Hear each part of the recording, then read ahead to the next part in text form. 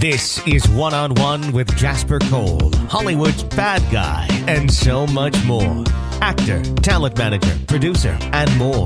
Now he's sitting down with today's top newsmakers from entertainment, politics, pop culture, and beyond. This is One-on-One with Jasper Cole. Woo-hoo! All right. Howdy, and welcome to One-on-One with Jasper Cole. This is your host, Mr. Jasper Cole, and we're coming to you live from Temple Bay Studios right here in Hollywood, California. Everyone, please go to social media and follow us at, now it's Jasper Cole Says, SAYS on Facebook. No, actually, Twitter and Instagram. I don't know what the fuck I'm doing. JasperCole.com. You can go there and find the link to the show and check us out. I want to give a big shout out to my co-host for Breaking the News, Mr. Michael Taylor Gray. Wow. Welcome back. I can talk now? You can talk.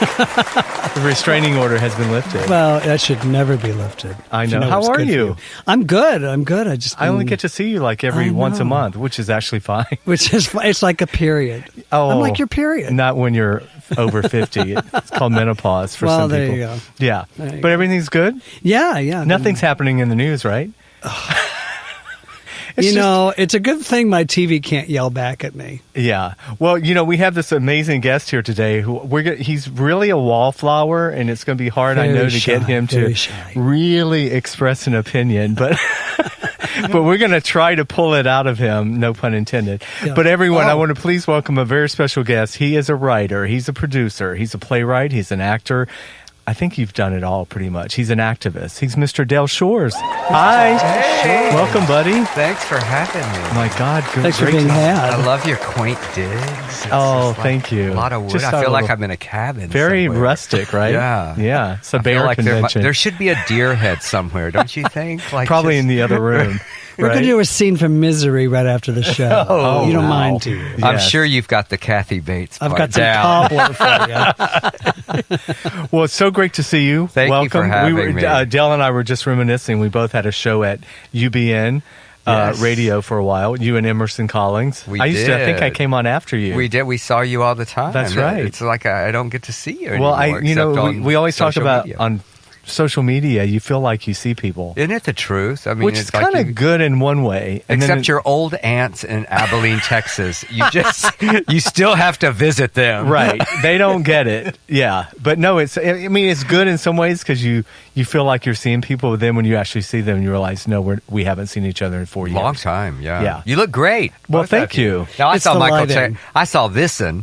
That's how saying this. He's sitting right. This'n here. This'n. I saw here. Yeah, we had a great weekend together. Not salacious, nothing crazy. We just that kind of weekend. Not that kind of weekend. We just I taught some acting here, and Michael Taylor graced us. I was his actressing the whole weekend. Fantastic. Yeah. Well, you guys have worked together in the past. You did Southern Baptist Sissies together? He actually created the role of Benny, I Own a Trailer, in Southern Baptist Sissies in 2001. Is that when we opened? 2000. I believe it was September of 2001 when we opened. And, that was a crazy time for me because he comes in and Sharon Lane, my amazing, our great angel that we had producing with us who it's Pride Month, and Sharon was as proud of us. I get emotional. I know. As anybody. She was such an ally, and we're so fortunate in our lives to have people. And she particularly was a big supporter of your work, and she just loved you dearly. And people used to say, will you produce my project? She said, I have one person I produce, that's it. Yeah. And I was like, back off, bitch! Move back! I was like, brother boy. Yeah. But no, she was amazing. Such an angel. I mean, for those of you who don't know, she produced Sordid Lives, the movie. It would not have been made without Sharon Lane. It was Sharon who said, you can do this. But I remember the day he came in to audition, and he had a manager that was like pushing for you. Wow. Back then. And but you can push as much as you want for your client, but if you don't deliver the goods, you don't bring it in the room. And I always say, here, actors, you have to earn your roles. That's right. And if you don't earn your roles, then usually, For me, in my experience, it's very rare that even if I don't audition someone, like if I worked with Michael Taylor Gray again, I wouldn't audition him. I already know what he does. Right. I wish TV would be that way now, but well, windows and floors. We won't get started on that. The problem with not the problem. I mean, the process in TV is there's just so many people who have opinions, and so you have to. Okay, so you please me, and then you have to get to that next one, and then the next one, and then we have to see. Nowadays, they have to see how many followers you have on Instagram. My God. So it's Don't crazy. Get us started, yeah. But in theater, thank God. So he gave an amazing circling back to you, Michael Taylor Gray. As you sit there, that was a you big sit there, boomeranging back to you. As I adore you, as you sit next to me, he just delivered one of those auditions and continued to do amazing work in the role of Benny. And I teach about him still to this day because there were so many props. And he had to get undressed and redressed in a comedic monologue. Yeah. And we didn't really. He was very confident he could handle it, and I was like, "Oh, sure, I'm sure you can." And then we get to previews, and it's like, "Oh, fuck!" So we had to schedule. I have a nervous breakdown. We had to have extra rehearsal, yes, right? Did. Just for the props and I the got timing. Scared. But you have to get past that point, right? But for me, I think one of the most tremendous experiences as an actor is working directly with a playwright and a brand new play, and because you were still writing some of it as we were going along, and that's my process nowadays. It's just that was incredible. It was such a collaborative experience. It's like live dramaturging. It was a very long play. Yeah. And it needed some trims. So much in it. It was just so good. So I always say it was like Sissies of Arabia when I first wrote it. So and I had just adapted a very sordid wedding to stage, and it's reminiscent in that the lighting has to be very much a part of a show like that because there's a film-esque quality to Sissies. Yeah. Anyway, enough about you. This is about Dale Shores. God damn it! Wow, how did I do that? It was kind of about me too. Yeah. But now everyone can follow you. It's at Dale Shores, pretty much, right? Yeah, at Dale Shores, and then on Facebook you just go Dale Shore. You just put Dale Shores in, and you'll see that blue check. DEL, just in case some of you don't know. But now, if you and Instagram, I don't have the blue check. They're just crazy. They don't know but it is me. You will know it's me. And just go to DaleShores@Grindr.com. Just read some of the posts, and you'll know it's Dale. Right? Nobody else could be impersonating. The videos. I mean, it's all. People do that. They go, "Is it really you?" And I'm like, "How could it not be me?" Well, then in your one-man show, which you filmed. And they can see the trailer for it. 6 characters in search of a play. Yes, you go to YouTube. I just released the trailer today on YouTube, and it's on my fan page on Facebook. And I am so happy with that project. I mean, I didn't get to see it, so I'm looking. You'll get to see it now. That's what I'm thankful for. Yeah, because I heard such great stuff about it. I wanted to film so well. Talk to you because a lot of people, you were always an actor, but when you came to Hollywood, I know you kind of got known more for writing and directing, right? And I love how, because I preach all the time. I preach like to actors, you got to take charge of your own destiny. You got to do your own stuff. So true. Nobody has done that more than you from the time you arrived in Los Angeles. But what I love is, because I always think the best directors are great actors. That's not always the case, but I think it has a lot to do with it. We like to work with good directors who were actors because, when it's the other way around, a lot of times when a director hasn't been an actor, they can't speak the language sometimes. And there are those directors where the genre does not lend itself to the character work that I do, and they don't need those really skills like that. But I will tell you, when I was acting many, many years ago, and I was in Joan Darling's class. Oh, gosh. Did you remember Joan Darling? Yeah, legendary. And she used to do summer intensives. And she still does. She's 83 years old. She comes back and teaches. I just got an email. Shout out to Joan Darling. Yes, and I went, actors, if you are listening, please go study with Joan Darling. I had no idea. She's amazing. She changed my life in the way I direct and the way I act. But guess who was in my class? Steven Spielberg. Oh, wow. What? He took one of her classes as a director. After E.T. He was already, I mean, it was right after the one with Terry Garr. Encounters. Close Encounters. Close Encounters. Of a Third Kind. Of the Third Kind, yeah. Yeah. So, but I respect that because, like you said, he wanted to get to know what actors really do and how to talk to actors. Right. Yeah. But how is it for you now when you kind of went back to acting? Not that because you started performing, you started doing. I did, and I didn't act for many, many years, right. and I missed acting, but I always acted as I wrote. As right. You know, I mean, the way I wrote was I sort of embody each character one by one and connect with them on an actor's. When I teach writing, I always teach writing from an actor's point of view. Right. So when it fell back in my lap, and one of the things that I think has been biggest life lessons for me is sometimes our blessing or our curses become our blessing. And in 2000, and right after Sordid Lives, the series was on Logo, and we had such a legal battle with that, and we're being robbed of residuals. Literally. And so for 2 years, while all of that was in litigation, I was not able to write for television, right. and that's where I made my money. I know. And the man who was not paying us had my contract, and so we were in limbo with the series. We finally, during that time, though, again, good things sometimes happen from relationships that go away. Right. But my ex-husband said, you need to stand on stage and do what you do at our dinner table. And I started just talking shit with a mic in my hand. I wrote a one-man play called My Sordid Life, right.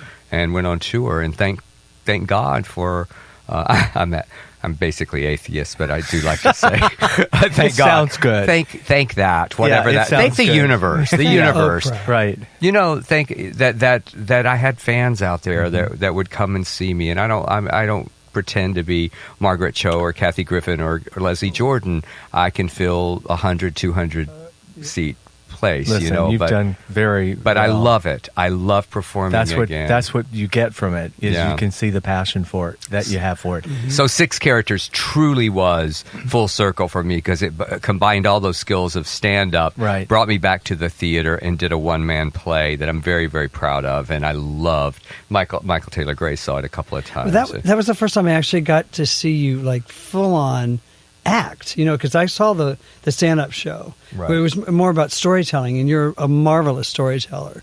But to see you embody a character, especially the one character, the repressed homosexual, what's his name? Oh, Jimmy Dale Watkins. Jimmy Dale Watkins. And to literally see and put on a hat, like that little ball cap, and to see somebody physically change before your eyes, it's mind-boggling. I felt him. I did see it happening. that it's what you did with Benny. I mean, you sometimes you grab a hat and it makes a difference. And put a or match in your mouth, or whatever makes you connect. I always say to actors, I don't care how you get there, just get there. Get there. We want to get it done. But Jimmy Dale was truly, he lives inside me somewhere. He's not quite as smart as I am, but I love him so much. Bless his heart. He's on a journey. I want to do the Jimmy Dale Watkins story. I want to do a little movie with Jimmy Dale. Yeah, we're thinking about it. So are you going to keep touring the play as well? I mean, because you got other stuff coming. No, I did 77 shows, and then we filmed it, and it's now getting into film festivals. Right. Literally the day that we got the cut, the final cut, even some rough. We even got into one festival with a rough cut. I started getting into a few festivals. What kind of festival was that? Well, honestly, they're mostly, so far LGBT festivals, but it's the festivals that have helped make my career. Your fan base. So I'm excited to have it on the big screen. And, that's great. And so right now I have a new show that's just pure stand-up called the Shit Stir. Yeah. And I've done it 3 times now. I just did it over the weekend. Oh, you did? I had the craziest weekend. Where were you? Yeah. I was in Dewey Rose, Georgia. Dewey Rose? Yes, Where is at that? the River's Edge. It's 2 hours outside of Atlanta. and it's just in rural I'm Georgia. from Georgia. That's why rural Georgia. Wow. I wish I could tell you how to get there, Well. but people drive me. But people drove me. No, I know. I don't In a mean trunk? this huge entourage I take with me. Well, I have Uber. Does that count? No, but did they drive you from Atlanta? From Atlanta, okay, there. Got it. And it's a gay campground with it's clothing optional. Oh. And this is the third time I've performed at one of those campgrounds, and they have Sordid Lives Weekend. And they all dress up like the characters and the ones that aren't naked. And Beau Bridges, my buddy, who starred in Sordid Lives, is filming a series in Atlanta. So I get an email from Beau saying, "Hey, Del, I see you're performing 2 hours from Atlanta. I'd love to come see your show." So Come on, Beau. Come on down. I wrote, well, at first I was like, "Oh shit, no, you can't." And then he and Wendy, I love them. I've known them since Daddy Stein, Who's Got the Will. Right. We filmed that in 1988. Yeah, 89 is when we did the movie, and it came out in 90. So anyway, he goes way back with me, and I explained to him what it was. I said, "This is what it is. If you're wanting to come, I don't know how my show will be. It's like by the swimming pool, and I don't know, but I promise you will have something to talk about. You'll never forget it." And so they arrive at 5 in Dewey Rose, in Georgia. Dewey Rose. Yeah. They drive up, and naked men just walking everywhere. Wendy, his wife, said, "Del, I have never seen so many penises in all my life." And people were. What I love about it is that there's no shame. It's just in all bodies, and nobody is. Of course we're judging internally, but we're not. Later, when we go to dinner, as we all do, but no, Kitchen table talk. I'm being silly now. There's really I know what you mean. a lack of judgment. Right. And they have this golf cart where processional to Peggy's wake, and they had a coffin in this little gazebo thing with all. This is a reality show. It was crazy. So there was Sissy and Juanita and Brother Boy and all these characters dressed up, and so Beau and Wendy come, and not many people know about it because you never know if the shooting schedule is going to change, so you don't want to tell everybody.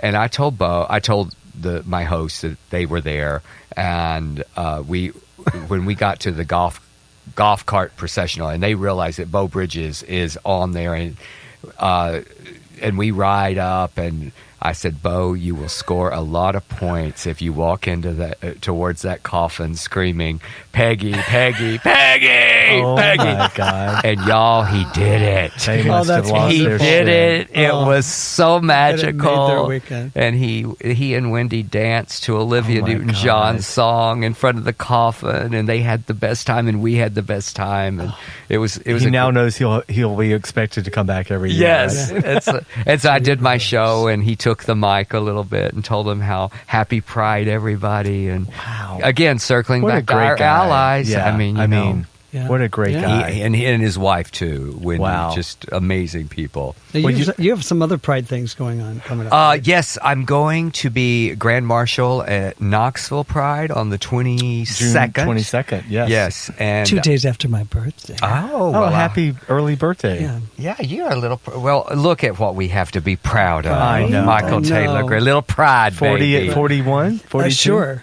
Yeah. Okay. Plus tax and deposit. Gratuity added. Non-refundable fees. So yes, that, and I'm doing. That's the 22nd. I'm doing a show the night before in Knoxville at Edge. Are you doing Shit Stir? I'm doing the Shit Stir. Got it. Yeah, and then I go to Spartanburg. I have cousins in Spartanburg. Well, do you South know the whole Carolina. controversy with Spartanburg and Southern Baptist Sissies? No. It was like last year. It may have been 2 years, but the Proud Mary Theater Company did it, and they had all these protests, people wanting to close down the play. Of course, that just sold every ticket. They should protest every show. But I went to bat for them on social media, and and they saw that I was in Knoxville, and they said, "Well, can you just come and be with us?" And I looked at my schedule and I said, "You know what? If y'all get me a rental car, I'll go get there because I want to." One of the things that I did with 6 characters, and one of the things I always want to do is give back to those theaters that have given to me and have embraced and celebrated my work. So I'm going to be performing the Shit Stirrer there. So if they think that Southern Baptist Sissies that it's like just Katie bar the door because. Now, do you do political stuff? It's very political. Y'all follow me on Twitter, so we know. I get I blocked. See comments. I get blocked by a lot of famous people. Yeah. So Meghan Good. McCain blocked me last week. Oh, Really? poor Megan. And I said, "Thank you so much. You just went into my show." Yeah, she can't speak a line without mentioning her father. Here's the deal with Meghan McCain. I wasn't even. I mean, Jesus, you've seen what I've written to people. Yeah, you were kind of. I was bad just at all. basically saying I have defended her dad many times. Yeah. Don't we just like with what we've got in the White House? Don't we just wish somebody should do that thump thump thump dance music? I miss John McCain. I miss anybody at this point. I mean, but Amy Klobuchar had said something in a very positive light about him. How they had experienced something together and they were traveling. She said, "Don't use on behalf of the McCain family, don't use my father's legacy during this presidential campaign." And I thought, I wanted to say, "Now, bitch, wait a second. Your daddy ran for president, so just shut the fuck up, bitch." This is not this. She was saying something nice. And so I just said, "I think you're sort of using your dad today on Memorial Day to trend." Right. And she got mad and she blocked me, and so that's a so be blessing. it. So, but in the Shit Stirrer, I have all of those who have blocked, and I read the tweet that got me blocked. And if you're in LA, I'll be doing at Casita del Campo. I'm finally getting to perform in the basement of that Mexican place restaurant. Has become legendary. You haven't made it till you've been to the I basement. love that place so much. And, It's great. And Mr. Dan has been trying to get me for a long time. So you're going to do the Shit Stirrer I'm doing there. 2 shows there. Oh, good. And We'll go. yeah, and it's the Yes. 26th and the 27th of July. Fantastic. And then I'm not doing a lot of them because I have to stop and pause and go back and do real work. I have a new play called This Side of yes, Crazy. you do. We're going to talk about that. Yeah. That's So- premiering in San Francisco in September the 28th. Yeah. And I'm directing it. Yes. So I land on the 9th, and I'm doing a show, The Shit Stirrer, at the Oasis on the 10th, and then I go right into rehearsal. And I'm really I'm just pausing all the appearances. So you're going to rehearse in San Francisco? In San Francisco. And can you tell us about the play? Oh, yes, I about? can. And if you're up in San Francisco, go to New Conservatory. Great space. It's an amazing space. Yeah. Ed Decker he's just such an amazing human being, and they produce beautiful theater. They've done a lot of my work, including Sissies.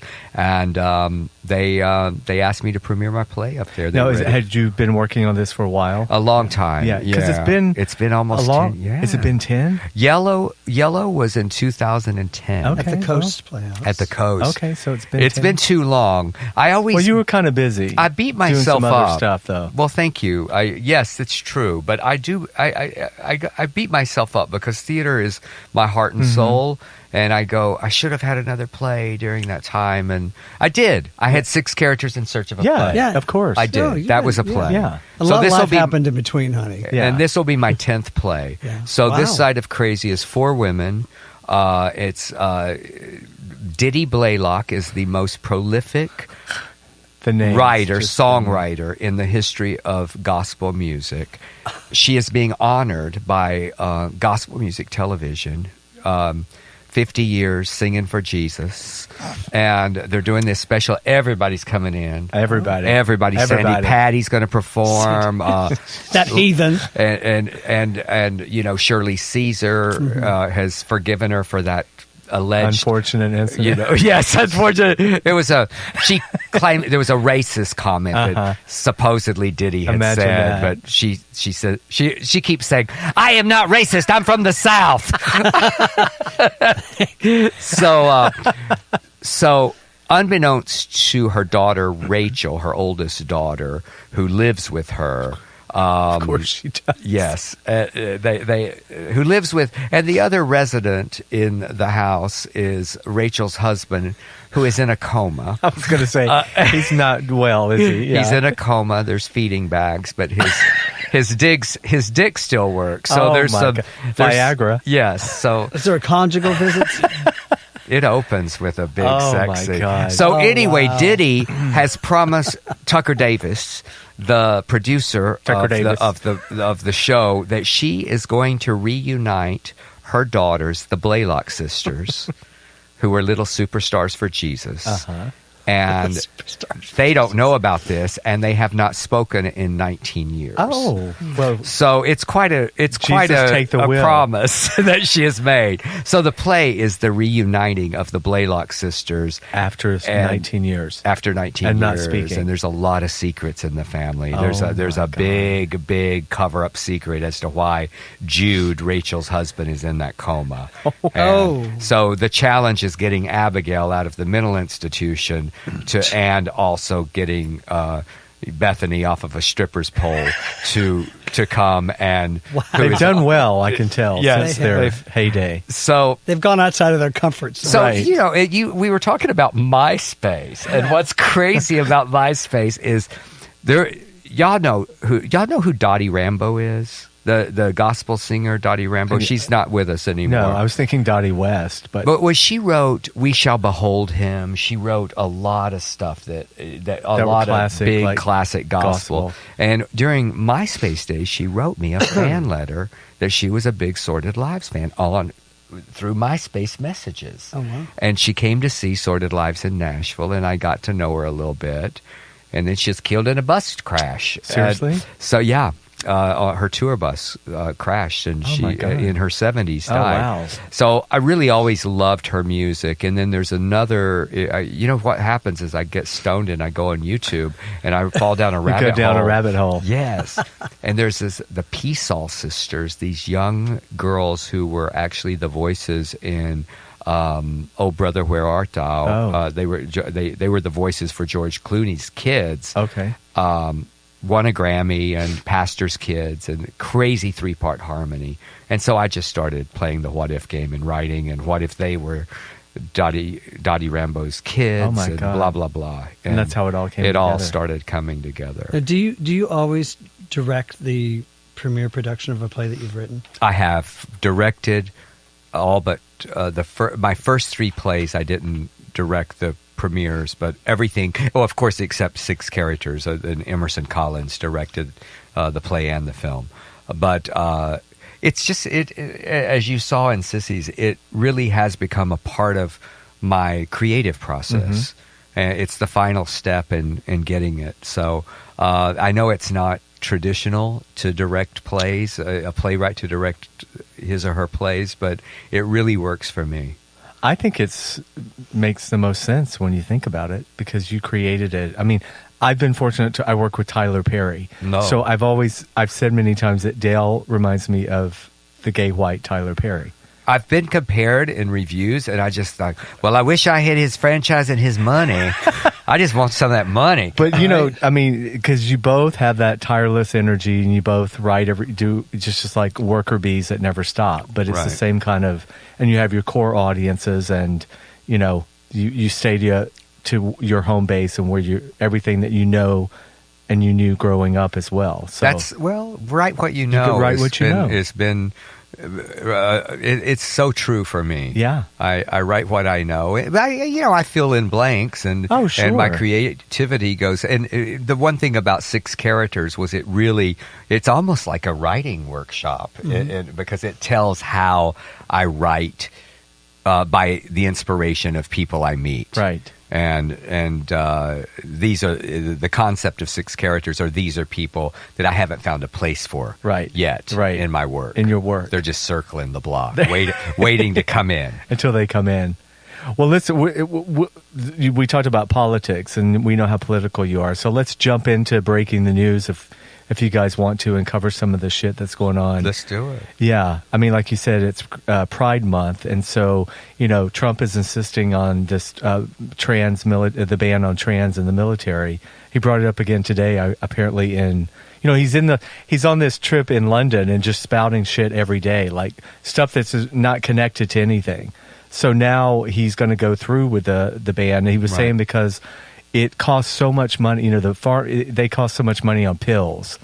So today he had a quote and he goes, they take a lot of pills. Those pills cost a lot of money. I guess he's talking about the hormone treatments or whatever, which don't even compare. What? And then someone said, had a statistic of how much money the military spends on Viagra. Right. And he said, I didn't know about that. Of course he does. Right. But that's basically... There's a lot he doesn't know about. Yeah, he's trying to basically say the ban is strictly because they cost money with pharmaceuticals. Right. Not that he's just a homophobic Well, it's prick. just another example of, whatever Obama did to promote or progress rights. Let's tear it down. He's got to take that back. Yeah. And that's the most endangered segment of our community, of our Right. gay community.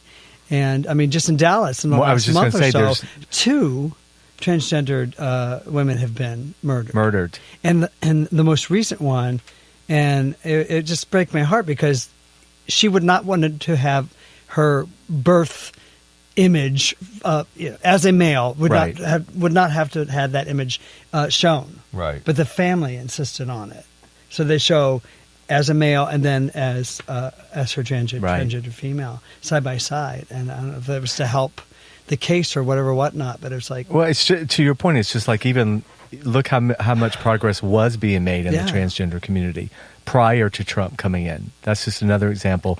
I mean, there's a lot further to go with the trans community, but even within our community. Yeah, exactly. yeah. I mean, Totally. we have work to do. 100%. But I mean, as much as like we won't get into the Caitlyn Jenner thing, but I'm saying right up to Trump coming into office, we were celebrating Caitlyn Jenner and some of that, and then Trump comes in. Celebrated her until she opened her fucking mouth. I mean, I'm sorry, but when we were doing the Dylan Emerson show, Julie Goldman came on our show, and she said something that a lot of us were thinking. And she said, the problem was, she said, I have no problem with Caitlyn, Bruce versus Caitlyn, whatever. But the thing is, Bruce Jenner was an asshole, and so is Caitlyn Jenner. That didn't change. That you can't transition out of being an asshole. Right.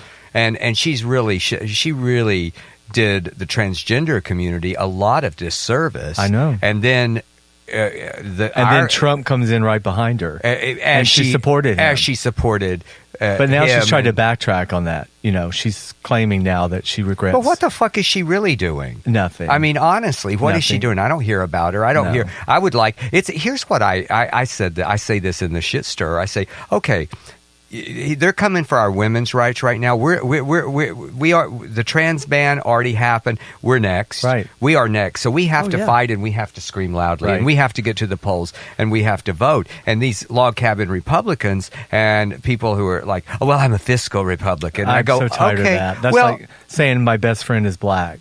I'm just tired of it. Here's what I say. I say, okay, if you're a fiscal Republican, what are you doing on the social side of the Republican Party to make those changes? Right. If you're a fiscal Republican, okay, don't expect me to fight for your rights while you count your money. Right. You get in there and make some changes because change within the party is what is needed right now. Oh well, my God, and that whole Republican Party. I'm sorry, I just hopped on that. spill your No, that's tea, what we're honey. doing. Don't That's spill why your we're tea. here. Yeah, let it out because I live in Palm Springs and I run into so many fucking log cabin gay Republicans that are like they do that same thing. Like I'm just happy my 401k is good. And I'm like, well, what about my portfolio? And my I go, portfolio? Oh, how's it doing today after those tariffs, motherfucker? Yeah. I mean, really? I know. They don't have a comeback. And how's your 401k next to our transgendered friends who are having their rights stripped You away? have your cocktail at Chill. Yeah, how do you feel at about Chill that? Bar on the patio while you smoke your cigarette. Yeah. I know. And I love Palm Springs. Listen, we love Palm Springs. I just referenced that because I'm meeting a lot of that lately out there with the gay Republican. I mean, talk about an oxymoron, gay Republicans. It's worse. It's for me. That's bad enough, but it's the gay Trump supporter. You know, it's like, okay, be a gay Republican, but how do you justify this? I mean, I say that to my straight Republican friends that support Trump. That's bad enough, but a gay Republican who supports Trump, get the fuck out of my face. I mean, one of my very close friends in Dallas is a Republican, a female who has a lot of money, and I had lunch with her here in LA. She came and she said, the biggest embarrassment of my life is that I voted for Trump. Well, thank God she said it. And I'm hoping there's a whole lot more of her. I hope so too. I think there has to be.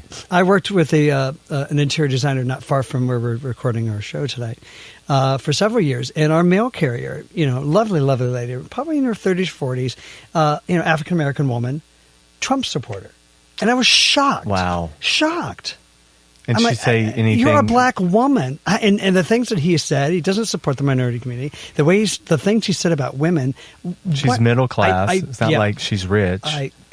I don't get it. Just I don't get understand. It. I don't know. How people will vote against their own interests time after time after time. How do you embrace something that doesn't embrace you? Exactly. I wrote that line yes. in Southern Baptist Sissies.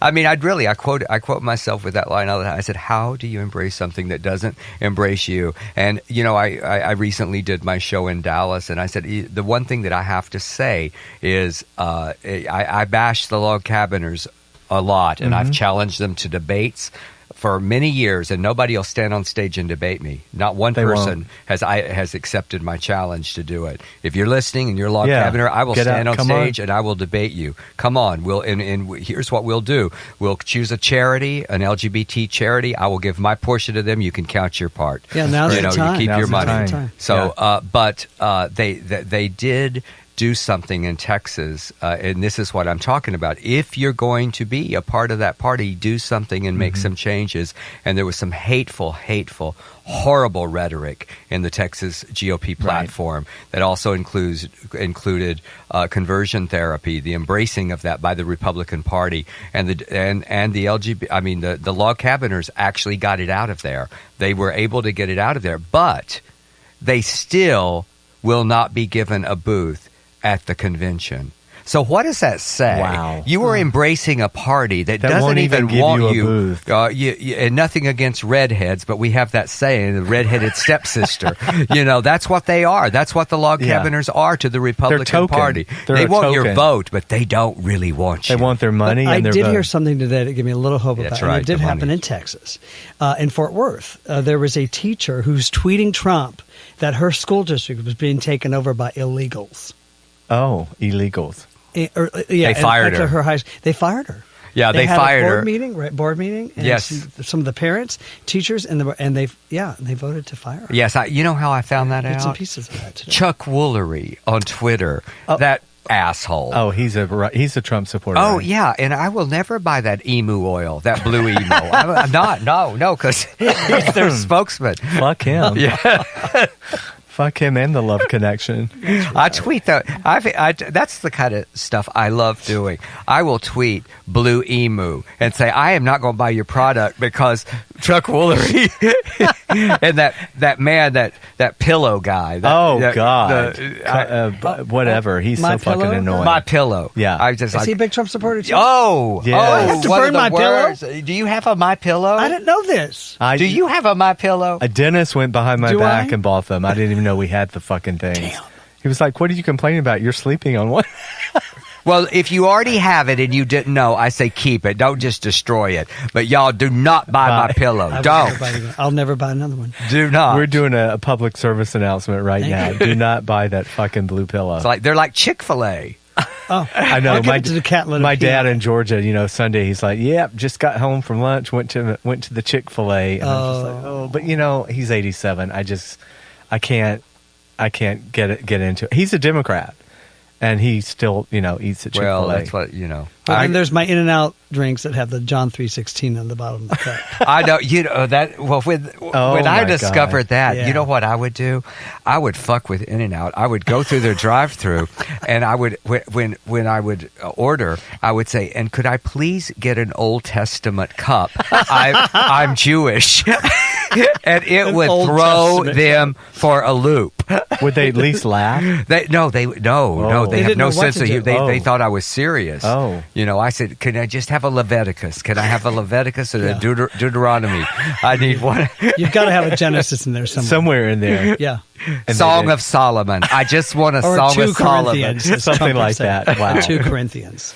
Well, I think we talked about last time. One of my best friends growing up from kindergarten to college was Brian Kemp, who is the governor of Georgia now. Yeah. And it's just been, it was bad enough, like, Trump came into office, and I think I would hear people who said they knew Trump before, and they're so shocked because they don't quite know who this character is he's playing or whatever. So when this happened, when Brian started that whole racist campaign in Georgia, we're going to, round up the Mexicans and all that stuff. My family and we have all these mutual friends. We were just all like put out, and what are we going to do about it? And so now he wins, of course, and he, allegedly, cheated with the voter registration and stuff like that. And I was a big 700,000. Stacey Abrams supporter. And Me so too. and it caused, within my family in Georgia, it was a little weird because my brother's friends with him and blah, blah, blah. So, and Brian knows I'm going to say this today. So long story short, we communicated recently, and we sort of talked about the issues, and what Brian said, and I'm putting this out there for our listeners, because what Brian wanted me to say is, by no means does he think anyone should lose income or anything over politics. So he's promising that he's going to do everything he can to keep the film industry in Georgia. But he's fulfilling his campaign promises. But is he going to sign that bill? Yeah. He is going to sign. Yeah, because he's fulfilling his campaign promises. To his voters. Then Disney is pulling out, and I have a weird, I work there. But as the an city actor. of Atlanta is divorcing themselves from all that. Yeah. From what I understand. But They're able it's to interesting do because that. with Brian, it's like what politicians always say. I'm going to interpret this as, this is not my personal feelings, but this is my job, and I'm just working for my constituents. So he's being a that's good why, Nazi? That's why. Is that what he's being? That's what Trump does. That's Do you what I'm really saying, think? yeah. You said we said he, a while ago, homophobic was used to describe him. I don't really think he is. I think that all he is creating this playing persona for He's this an base opportunist. that has now embraced Right. him. You cannot. I mean, you're from Georgia. I cannot believe the rebel flags that are up in Georgia. As I drove from Atlanta, And Dale or knows someone this. drove I mean, me. I didn't- moved here 32 years ago and wrote a Southern play, and I was Southern. I used to defend the South. I would talk about how, they're not all bigots. They're not all rednecks. They're not all. They're not. No. And, and we were making, I thought, tremendous progress in the South, especially in the gay community. And Right. we were. And then, and now it's like, fuck it. I'm not defending it anymore. I mean, it's just the majority of people there now are Republican, racist, homophobic, and they support Trump. There's a great minority of wonderful, amazing, liberal Democrats who don't. in the cities. Yeah, In the Atlanta's a cities. very big blue city. Exactly. But Well, here's the way I feel, and I don't know how y'all feel about this, but I tweeted about this recently because people were giving me shit about performing in Georgia. And Oh, so they first were?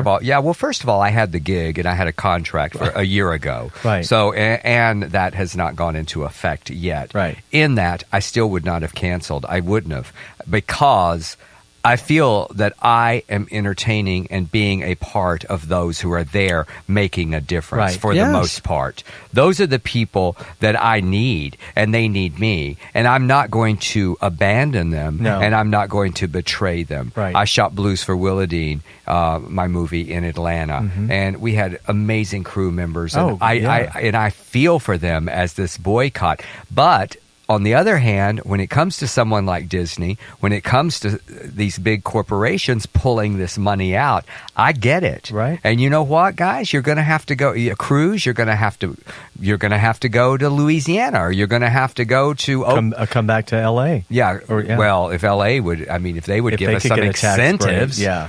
But I know I feel the same way because I work there. I have clients who work there, and it's I kind of feel like I tell you, it's easy for us to be liberal, gay on the coast, That's right. and whatever. But I really admire the people that live in the communities, that stay there and fight. And that's why in some respects, it's really tough. It's like, you don't want them all to pull out. You want them to stay there and fight. But at the same time, you got to send a message. You got to hurt them somewhere in the pocket. Right. Well, look at how it was effective in North Carolina. Yeah.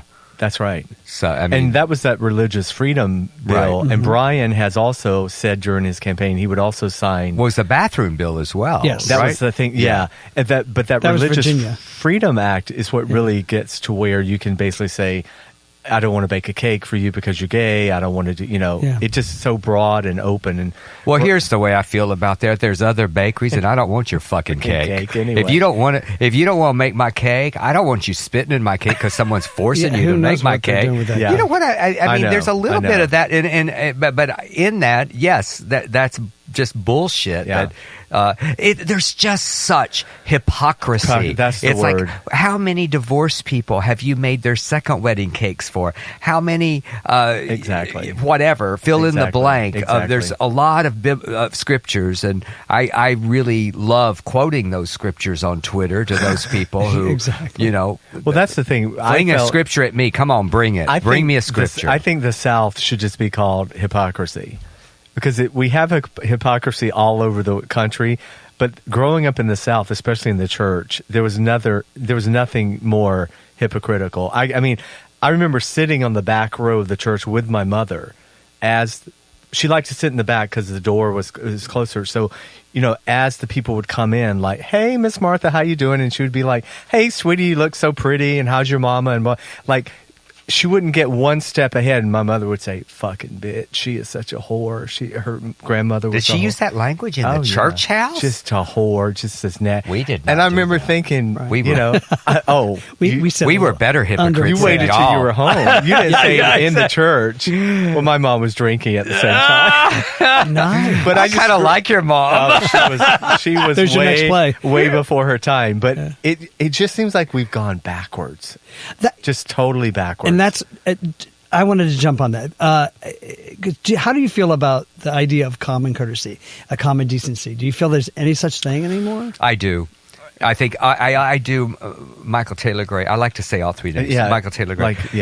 I do believe that there are some of us, and there is. I would like to believe that Trump and this administration has actually made me a better person. He's shined a light. I actually look at people in the eye more. I don't rush past them anymore. It's like yesterday I went to vote, and there was only one little bill, but there's never going to be an election I'm not going to vote in. And plus my daughter Rebecca is a school teacher. Right. And it was important. But there were these three elderly black people who were manning the polls, and I walked in, and there was nobody there. It was at the rest home over here on Highland and Camrose. I have a room there. Reserved. That's where I stay. I've got the other bed. Good. I've got. I'll see you at bingo. He's the one with the plastic we're gonna go by. poinsettia We're plants. gonna end up at that rest home by Toucans. Oh, yes. in Palm Springs. Stonewall. Yes. Stonewall. I live literally across the street. I from that. have a place in Palm Springs now. I know, we'll have to talk, yeah. So we'll have to get together Yeah, down there absolutely. and see I'm each other still more than here. on social media. Oh yeah, She's going I'm to get sorry. really upset now. If we leave her out. But back to what I was Yeah. saying is, as I walked in, for the first thing I said, I thought, I know you're not supposed to do this. I said, is this where I vote to get Trump out of office? And they howled, and I just loved it. stayed and talked to them because there was nobody there voting. After I voted, I just talked to them because they were worried. The Hollywood Bowl was going on, and they were worried about how to get all the equipment down to their car, and we were commiserating. And I was asking, "Where's your car?" Because I live in the neighborhood. I can go get my sticker, and I'm not sure that I would have done that if I would have connected with them. And I was in San Francisco recently, and my Uber driver had an accent, a very thick accent. And I was thinking about how many people who were possibly Trump supporters would dismiss him and think disparagingly about him. And I probably in another day and time would have been on my phone doing shit. And I started talking to him. And I grew up in South Texas, so I speak Spanish. And I actually got to know him a little bit. And it turned out that here I could have been judging him. Oh, he barely speaks English, very broken English. Well, it turns out that English was his fourth language. Hello. He grew How many up. languaes do we speak as Americans? He grew up in Portugal. Right. I'm not Portugal, in Argentina. So he spoke Portuguese, and then his family moved to Switzerland, and there he learned French, and then he came back, and he was going to night school 3 days a week, 3 nights a week, to learn English. Wow. And he was there because his grandchildren were in San Francisco. Wow. And it was just like, I thought, I'm connecting with people that I Much don't know more that I than- would. Right. If it were. And then, of course, we always get on, well, what do you think of the president? And get into that Well, I think conversation. that's a great point. I mean, look at what happened in the midterms. I mean, we can thank Trump for all the women that came out. And so, yeah, I do think also in there's been blessings out of this whole disaster with Yes. Trump. I was never as politically involved as I've been since Trump Same got here. in. I mean, I was always political, but, it was easy with Obama for 8 years. There wasn't much to be upset about, I mean, there wasn't like this. So Wasn't as contentious. By Yeah. the way, I just read Becoming. I just finished it over the weekend. Michelle Obama's. It's so powerful, and it will make you, first of all, mourn for what we had, but it will also show you what it means to have integrity in the White House. Yeah. And people who truly care about, children's obesity and all the things that Michelle Obama did. And I was fighting with some guy on Twitter because he was like, Michelle Obama never dressed as good as I said. You know what? Being a first lady is much more than fashion. Right. And that's all she has. She was not a hooker, stripper. Oh, my before. God. It's like, Did they hear themselves? And I it's just mind-boggling. I mean, it's exhausting. The whole thing is exhausting. Like, what do you guys think is going to happen? Because I'm addicted to CNN and news, and so when I see former people from the White House, commentator, they were commentating, John Dean and people now, Right. and I try to project like, where's Kellyanne and Sanders? Where are these people going to be like 20 years from now when they're looking back on this whole fiasco with Trump? I wonder. Do you I think they're Kellyanne gonna- and her husband will have a reality show. I would watch Well, that. I think she and her husband I are love of him. the same mindset. I think Kellyanne's stuff is all made up. You think? Just like Ann I Coulter. wonder. I Yeah. wonder. She was. Oh, yeah. She was I think a lot of the she leaks was from the White Ted House come from Cruz's. her. Yeah. She was for Ted Cruz Oh, yeah. originally, Yeah. and then she flipped over. Margaret Cho's Yeah. show recently. She said she is just perfect for amateur porn. That Right. face is meant to be. But there's a new book that's coming out, a tell-all. Michael C. Wolf, is that It the was- right? it's out. He's It's got out his new, now. yeah, Yeah. because he So- wrote the With the first first book, one. Yeah. right? But I like Chris Como on CNN. I do too. And so he has Kellyanne on. or Google, hey, gay Oh, yeah, boys he and and Kellyanne straight go. women, Google him shirtless. Just go, Chris Hello. Cuomo shirtless. Yes, but Crazy body. But when Kellyanne has been on that show, that's a shit show. Oh, yeah. He's trying to like let her actually say something, and she can't. She just attack. But have you seen it where those chihuahuas just go I at thought, each well, other? just fucking That get it meme, and it over says with. Kellyanne Conway. But you know what I teach when I teach acting? I say, if you want to know how to overlap actors, watch Kellyanne Conway and Chris Cuomo. Oh my God! Y'all, yesterday I had a real big problem with AT&T. I've been with them forever, but I'm with them. But they charge. I know this is kind of white privilege problem that I had, but for 32 months, I think of you when I think of white privilege. Don't you think? He's Del just Shore? a poster Yeah. child for white privilege. I missed that they were charging me $120 for an international plan that I had stopped. I thought in June of 2016. So it added up to about $3,800. Wow. And I went to Twitter, and you can go. Yeah. I went to Twitter, and because now I was so stupid because I uploaded a letter to them. And it had my phone number on it, so I had people calling me, you? say, "You better take that down. It's got personal information." But what happened was I finally got to the president of AT&T because of Twitter. Someone had the private email, and I was able to get about half of it back finally. They were only going to give me like $400. And I said, I was like, I am going to cancel my DirecTV. I am going to cancel my 20 plus years of AT&T phone service.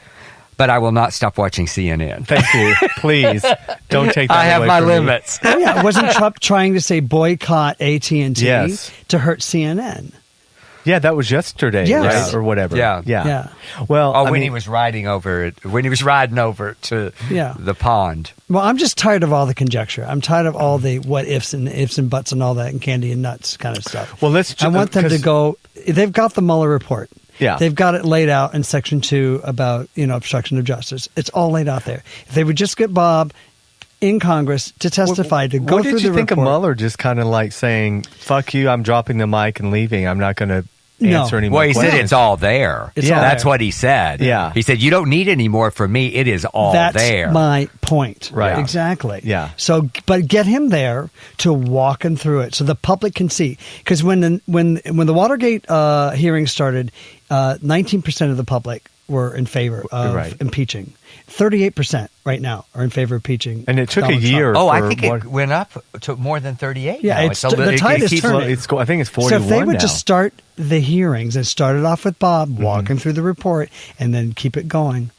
Can But we they gotta do talk it now. about Miss Lindsey Graham? Oh, Bless Miss her Lindsay heart. Elizabeth. She just really lost. Lindsay I don't know Elizabeth. what Trump has on her. I don't either. They I think talk about pictures. a P-tape. There must be something. He's a really, sloppy bottom if ever there was. Because the moment We don't want him, though. That's what I tweeted Oh, the other day. I said, all these please. rumors about Lindsey Graham being gay, we don't want you. him. No, we don't. And he's really close with Meghan McCain. So that was Because she fucks him on a regular basis. No, he's like an aunt to her. That's right.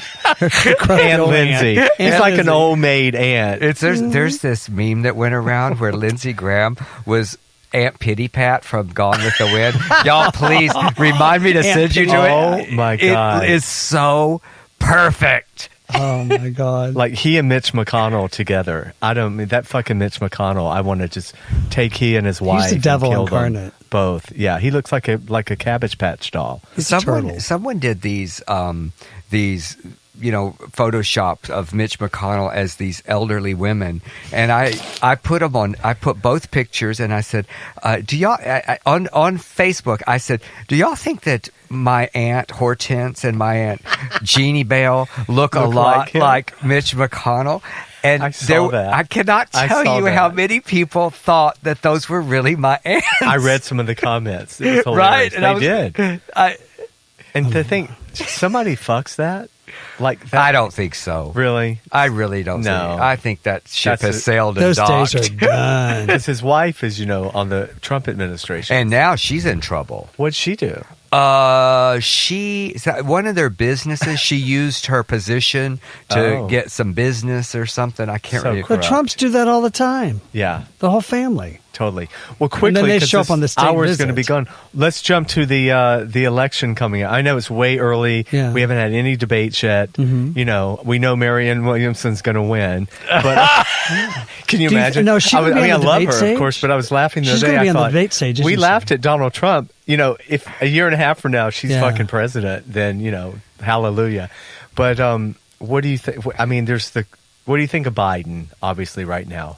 Do you think he's the Jeb Bush from 2016 when he was just the front runner in the beginning? And Well, then, today he came out against that. What is it called? It's some bill, that says the government's not going to pay for government funded abortions and the pill and all that kind of stuff. And it's Yes, I saw that. yeah, and he came all out the other, for that. came out not to strike it down. Oh, right. And a lot of the current candidates for the Democrat Party are against that, want to strike that down as a way to sort of protect Right. Roe v. Wade. Well, I think once we get to see them, We'll see. Debating. I mean, I love Mayor Pete, of course, not just because he's gay, but I really do like him a lot. But He's done very well with how he's handled Trump yeah, and Trump's barbs. yeah, I like Kamala Harris. I like her. I do I too. really I love do her. too. Here's the way I feel about Biden, and I had a little Twitter issues with Scott Nevins went after know. a guy, and Yeah. I said I love Scott. Yeah. And there was I forget the guy's name. He's got a huge following, and he was bashing Joe Biden, and I said, here's what I said. I said, look, yeah, there's some issues. There's some things that I disagree with. In that, why aren't you listing all of the good things that he did? Because there are lots of them, and he was for gay marriage before Obama was. He's the one who brought Obama to the table. That's exactly right, and he has done so much good. And you go look at his HRC speeches that go way back, many of them. Yeah, and not that the election's just about us, about the gay or whatever, but there are other things that Joe Biden has done that are good. And there's going to be negatives that come out about everybody. I mean, you look at Mayor Pete, and there are things about the housing situation that have come out, and nobody's going to. We're going to always elect someone imperfect. Honey, we always have crap in the closet. That's right. I just want the Democrat Party this time to really rally come together. And the Bernie supporters have got to pull their shit together. Yeah. And we will pull them dragging and screaming. I mean, I was a Bernie supporter the first time around, but the moment Hillary got... Then you hop on that train. And you can't... Hey, I was a Hillary the first time Obama ran. I was for Hillary, and then I hopped on the moment. You know who told me he was going to win before anybody? Rue McClanahan. She did? When we were shooting the series, she said, Obama's going to get the nomination, and he's going to win. Wow. And I'm like, no. You thought, no way. This is not going to happen. No way. God rest her soul. Yeah, she knew. She called it. She had that instinct. And Sarah Hundley, Juanita, Sarah. That's why, Jasper, I know you knew her. That's why you have to see 6 characters, because character number 1 is Sarah That's Hundley. what I heard. I mean, we talked. She was, Sarah. I know. Love forever. She loved you. Yeah. But she was. I mean, she willed herself to die because she did not want to see Trump elected. Oh, I believe it. And she said, "He's gonna win, Dale." Because there's a lot of assholes in this country. Most of them are in the South. She's right. Sarah, you nailed that one, honey. She certainly did. God, we miss her. Okay, so we're going to just wait. We can't predict at this point. We'll be... who the nominees are going to be? No, there's no way. Well, I think the top 5 are going to be, I think, Biden, Kamala, Elizabeth, Bernie, and I think Pete. You think that's it? Yeah, I think Beto's ship kind of has... shot his wad, didn't he? His shit. Cory Booker, His ship is no Booker. You know what? No. He just... No, it's not his time. Yeah.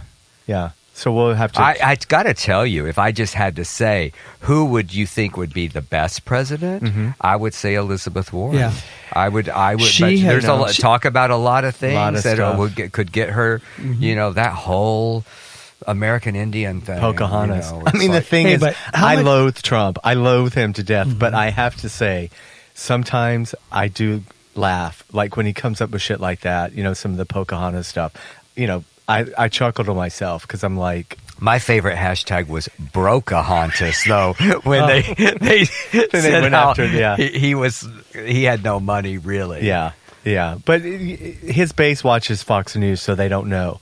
They don't have a clue. They interviewed some lady at a store in Walmart somewhere recently, and they were telling her about the Mueller report. She didn't know what it was.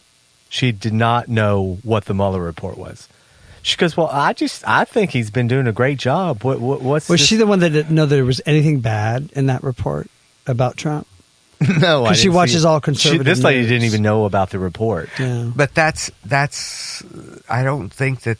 I think there's a lot of ignorance in this country, and I always tell people, I go, if you want to debate me, bring it on, but because I know your shit. I mean, I studied that side too. My mother was a debate coach. She told us to know both sides of it. Yeah. And back to my mother, I tweeted something yesterday about ignorance. And my mother went to college because my dad, went to college when we were kids to become a minister, a Baptist minister. And my mother was going to be a stay-at-home mom. She went to this function, and this woman, the professor's wife, came up to her, and she said, Lorraine, what are you going to major in? And she said, oh, I'm not going to college. I'm just going to take care of my boys. And she said, you know what, Lorraine? It's not a sin to be ignorant, but it is a sin to stay that way. Ooh. And my mother enrolled in college the next day because of that. So I say some random woman changed my life because my mother registered late, and the only elective that she could take was appreciation for drama. Wow. And she suddenly appreciated it a lot.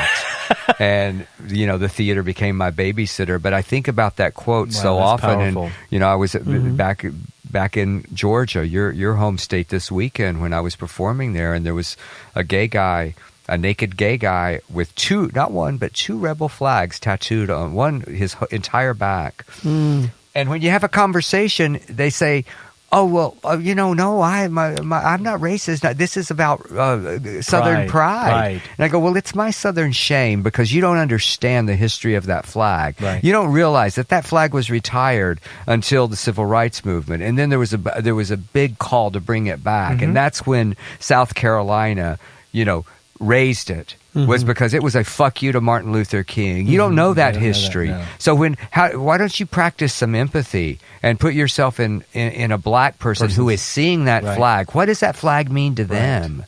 I agree totally. But it is not my job to educate you. No, but is it? I wrote this on Facebook recently.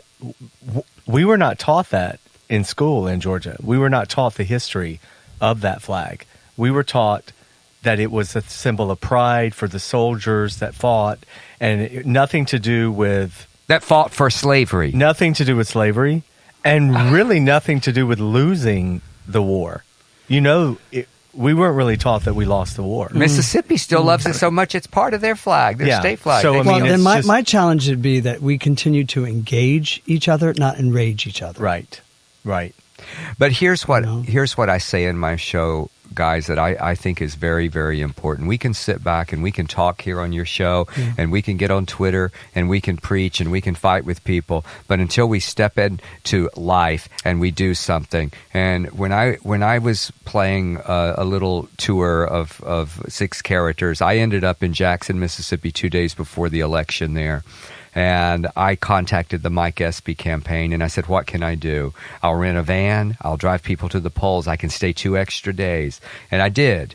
And it was the most beautiful experience that I have ever maybe had politically, where I sat by diversity on those phones, drove people to the polls. And it's amazing. And he didn't win, but boy, did he come close in a very, very red state. And that's what I say. I admire those people that have to live in the red areas and fight. It's just so much harder, I think. So I applaud you. I applaud everyone that goes and performs in these areas. But we have to. We have to be able to volunteer like that, even in our... I mean, here we are in a blue state, so where can we be of help? Right. Can we go to Texas, like my friend Stacy did, to work for Beto, left L.A., Stacey Orisano, who was on a great actress. Oh yeah. And she went and worked for Beto. She's still in Texas. Wow. We have to stop just mouthing off. We have to really do something because and I feel like the template of what happened with Roy Moore is what can happen everywhere. Yeah. Because they said no, we enough. Cannot in Alabama. Yeah. And I don't mean that in a bad way. It just sounds good. I because my producing partner, amazing Louise Beard is from Alabama. There's great people in Alabama. Great liberals. They said no. No. Enough is enough. Enough is enough. And they activated and they got vans. Did you know that? Did you know that there were no vans available? I heard about that. And that one like crazy franchise enterprise closed down so he would not have to rent to people to drive people to the polls. Yeah. But that's what I'm saying. That sounds like 1965, 1955. That's where we are. Yeah, that's what we're at. This is what we have to do. Well, guys, we have to wrap it up. Yeah. Where the hell did the hour go? We needed 4 hours with you, Dale. This was just like scratching. Y'all, I love to talk. This has just been so great. Well, congratulations on everything. We're all going to be looking for the premiere of This Side of Crazy. In San Francisco, September 28th. Yes. Everyone can follow you on @DelShores, DEL, and they can keep up and DelShores.com has all your website has everything on there. You can get where all tickets are and all that stuff. And come to San Francisco. Oh, we're going to definitely see you for sure. But I'll be back at the Zephyr. We'll celebrate. Well, and that's what I want to say in closing. The Zephyr is where you did so many of your great productions, right down Melrose here. And that's home. Yeah, and so we'll be there for sure for that. So I'm really excited to go I'm so back glad and you're direct back in and there. doing the My cast is going to be kind of crazy. It's Bobby Eakes. I was going to ask you who was the cast. Rachel Sorsa, Bobby Eakes, and Dale Dickey as the sisters. Do you need some ushers? And then Sharon Garrison is playing Diddy Blaylock, who's my... Well, Bobby lives in Palm Springs. She does. Yeah. But she's going to come up and do it here. And Dale Dickey is just... we didn't even get into all... Dale Dickey is the best actress Ever. I know. We didn't even get into all the Ever. amazing careers you've launched and the people you've worked with, so that's a whole other thing. But everyone, if you just Google Dale, because if you don't know him, fuck you, you should. And you'll see Leslie Jordan, Beth Grant, Patrika. We could go down the list. Octavia Spencer. Yes, all Tate the Taylor. wonderful people that he has worked with, including our own Michael Taylor Gray. Yeah. And everyone can follow you on Grindr, right? Besides Grindr, where No, Are you Scruff. Scruff? Scruff. Are you more into of a Scruff? Scruff. That's You're Scruff more now? Scruff, Okay. yeah. Anywhere else?